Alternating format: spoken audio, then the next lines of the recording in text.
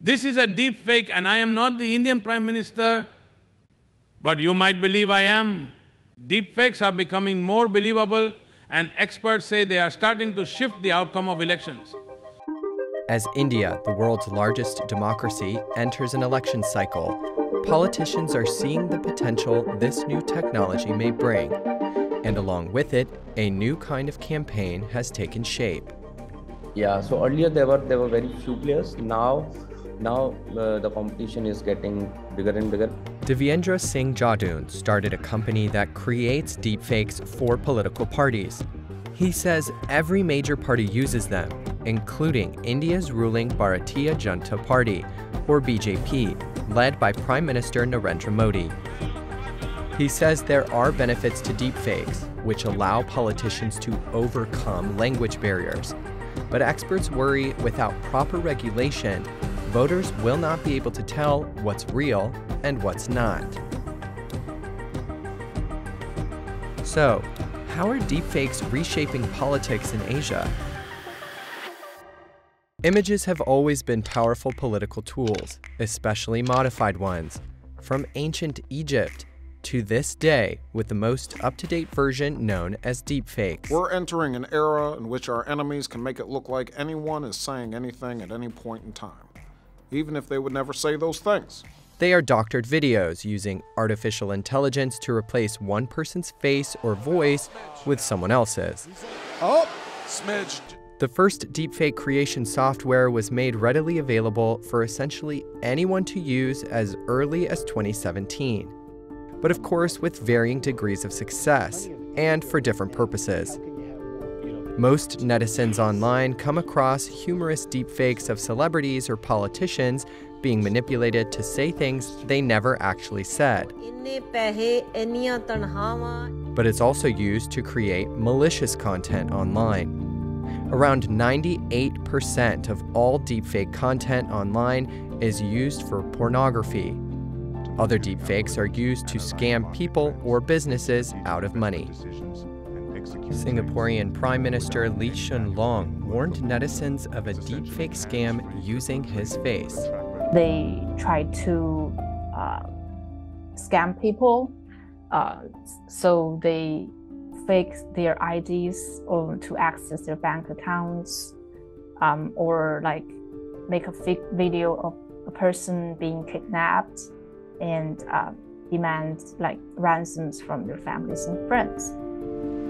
In February 2024, an employee working for a multinational company in Hong Kong was asked to transfer a substantial amount of money in what was purportedly a video meeting with his financial chief and other employees. But it turned out that none of them were who the victim believed they were. They were scammers, deepfaking the victim's hierarchical superiors. The amount lost totaled 200 million Hong Kong dollars. The problem is only getting worse. Between 2019 and 2023, the number of deepfakes detected online shot up by 500% to over 95,000, according to a 2023 report by fraud prevention agency Home Security Heroes. With so many pivotal elections in 2024, including in India and the United States, experts warn misinformation has the potential to skew ballot results. Emmy Hein is a PhD candidate at the University of Bologna, specializing in AI governance in the US, Europe, and China. In democracy, the risk is that you're damaging the information environment that people need to be confident in, that the democracy really depends on. So voters need to be able to accurately judge their politicians, their policies, their fellow citizens, and they need to be able to trust democratic institutions. And having a lot of fake information around jeopardizes that. Hein said it's a problem particularly significant in Asia, where countries have worked to improve internet infrastructure and access. In Asia, you have a unique situation where you have these really massive democracies with relatively low average levels of digital literacy. And these also, those could be countries where people may be more swayed by deepfakes. In just 1 year, between 2022 and 2023, the Asia-Pacific region recorded a 1,500% increase in total deepfakes created online, not just political. Take this one, for example, of the late former Indonesian president Suharto encouraging people to vote for President-elect Prabowo Subianto. Or this TikTok video showing a U.S. congressman pledging military support to Taiwan if then presidential candidate William Lai was elected. What does this all mean for the coming Indian elections? The world's most populous nation is set to begin its general election on April 19th. According to experts, deepfakes have already played a role, for better or for worse. This video of a Modi lookalike was first believed to be a deepfake, but it wasn't. Opposition leader Rahul Gandhi was seen acting in Bollywood films, and that turned out to be a deepfake. It's tough to know what's real and what's not. And yet, deepfakes have not been banned. Quite the opposite, in fact, with Indian politicians and their parties fully embracing the technology for their own purposes. So we have all the parties, the big parties, also the regional parties. We are also working with the independent political candidates. So we have a wide range of varieties all of India, yeah. Jadun says his company has developed a code of ethics along with other AI leaders to ensure a deepfake is clearly labeled as such. This is how it works. Voters seemingly receive a call from a politician.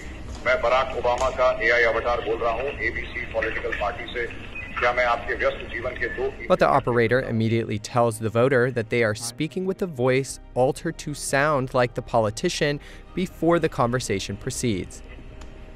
Considering that there are hundreds of languages spoken in India, Jadun says this technology has its benefits.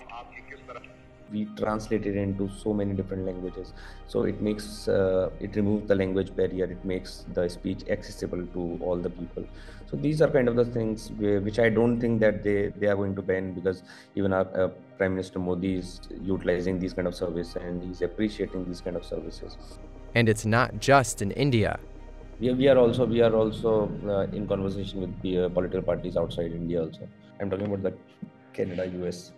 It appears that not everyone is operating under the same code of ethics as Jadun's company. In the 2023 local Telangana elections, a deepfake was shared online showing one party official campaigning for another. It turned out not to be true. Now it's everywhere. And that's what it makes it very hard to label or to regulate it. So that is the worrying factor that the experts are saying, that it can, it can harm the elections, or it can create a trend in India that would be worrying in future. Katchu has closely followed the use of deepfakes in the Indian election. He says India is one of the most vulnerable countries to misinformation. Part of the reason has to do with WhatsApp. So in WhatsApp, what happens is that you don't have that, regulation feature. Like Facebook and Twitter might have some mechanism like deepfake detections or alert generation to satisfy regulators or to put some curb on it. But there is nothing as such on WhatsApp. And we have seen lately how WhatsApp actually has played a pivotal role in India, spreading the fake informations. So how are countries trying to regulate deepfakes? China was quick to draft comprehensive laws about them as they started to swarm Chinese social media platforms. In 2021, the number of deepfake videos was 10 times the number in 2017. So you can see it's growing very fast. Anecdotally, like my parents, many of the videos they share with me are actually deepfake.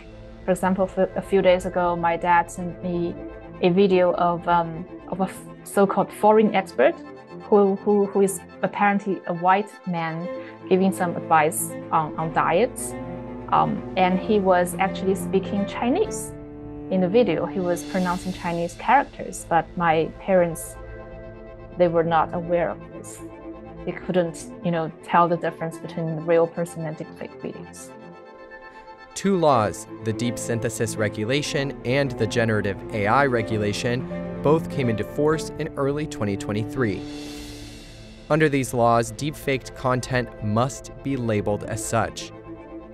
This started back in 2019 when a face swap video went viral on Chinese social media and pretty immediately provoked a debate about the ethics of face swapping, about what it meant for copyright and the film industry.